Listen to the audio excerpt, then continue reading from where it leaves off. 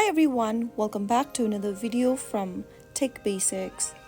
In this video, we will be learning how to delete your USPS application on your iPhone. If you no longer wish to use the USPS application from your mobile device, then you can simply delete it or uninstall it in just a couple of minutes.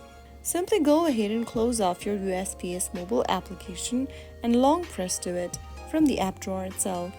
In the pop-up, tap on Remove App, tap Delete button twice, and you will be able to delete the USPS application from your mobile device.